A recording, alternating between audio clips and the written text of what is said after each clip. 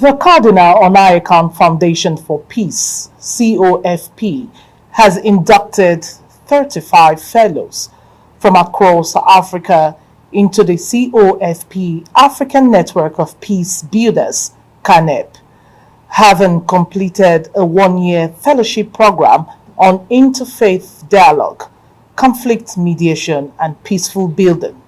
The induction, which took place in Abuja, Nigeria, drew participants from across the African continent to acquire skills to confront the numerous conflicts affecting the continent of Africa.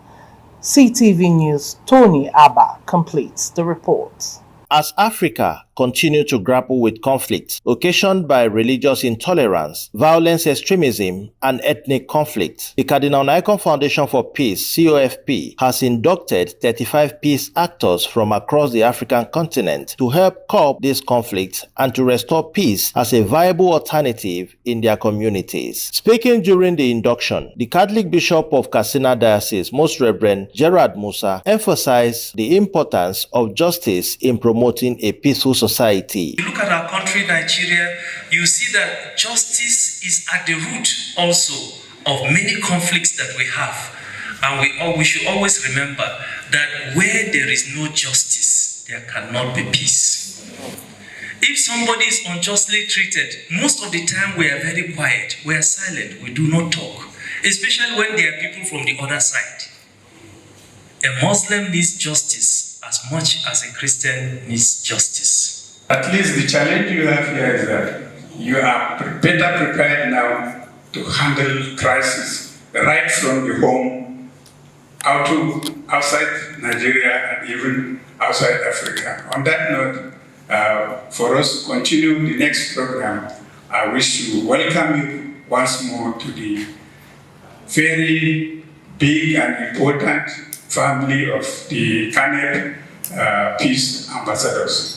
The induction ceremony provided an opportunity for the new fellows to explain their peace project and how such project has helped to build peace in their communities. And in Somalia, largely, these days, international communities, they categorize it into three. People are flew from droughts, conflicts, people are returned from refugee camps, and the host community. And the resources are limited, which they compete each other. That's what we are in Somalia. Thank you so much. Thank you.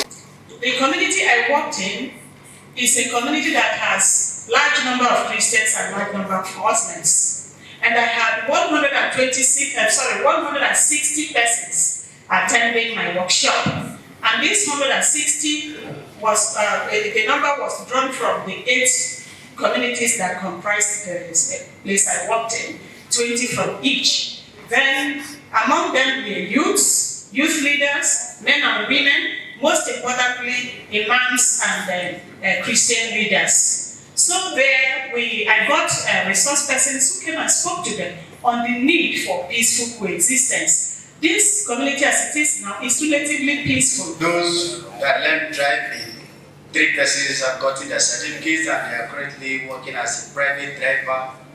So they are empowered already. And the aim of this program was to bring out these youths, redirect their attentions from conflict in the society, training the traditional leaders and Christian leaders on how to mediate. Collaboration with COFP, we were able to empower the young people, boys and girls, with soap making, provision of livestock, provision of sewing machines, and also of bakery stuff. I work on empowerment, peace through building peace through climate-smart agricultural empowerment for vulnerable youth and parents in the rural community, Abuja. So actually we try to look at those vulnerable people in the community. We selected those youth, we select the parents, those without probably parents. The first thing that they started doing is the leader of Gadliya came out say sorry to the leader of Adelaide, because the way I talk, the way I speak is that we all believe in one God. We all have holy books, we fast, we did many things the same. And where is the difference? High point of the event was the official induction of the new fellows into the COFP Africa Network of Peace Builders, CANEP. The bishop and some of the fellows who won the Rest Peace Award for impactful projects spoke to CTV News. They must begin dialogue from the family to the community, from the community to the state, from the state to the nation. One of the areas where I emphasize that fellows or those who are engaged in interreligious dialogue should even be more engaged is in the social media, where we have a lot of social media war. And if there are conflicts, most often they begin from the social media. I believe anything that has to do with peace, it requires someone to have the knowledge of that.